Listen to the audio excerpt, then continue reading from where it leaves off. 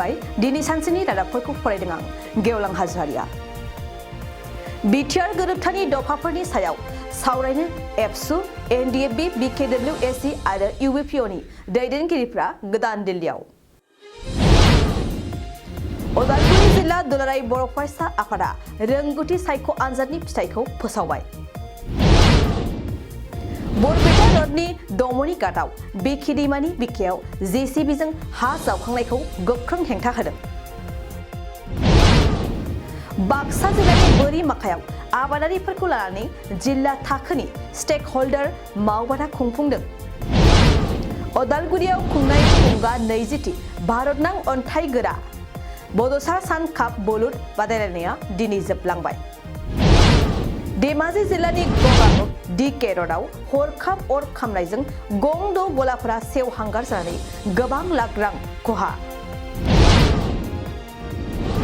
क'क्राझार सहरजों नांजाबनाय हाब्रुबारिनि गिदिं खननाय लामायाव हा लाबोनाय गंसे ट्रेक्टरा लामा गेजेराव बेलथायदों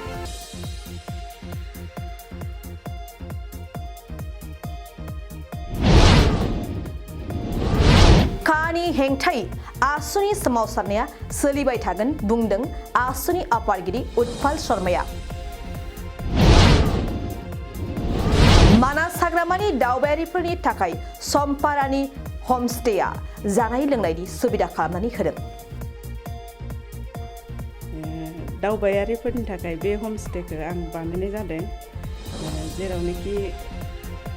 दावबायारिफ्रा फैनानै आलो गोजोनै हर थालांनो हागोन बा जानायजों लोगोसे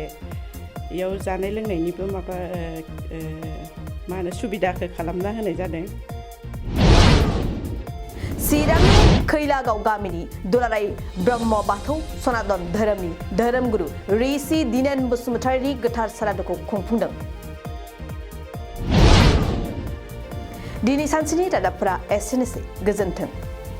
मोनसे गोजोनथाव खौरां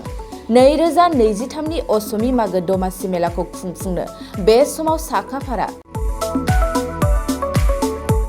क'क्राझारनि थिथागुरि इरागदाव कमिटिनि हलाव फैगौ 10 निफ्राय 12 जानुवारिसिम खुंगोन असमि मागो दमासि मेलाखौ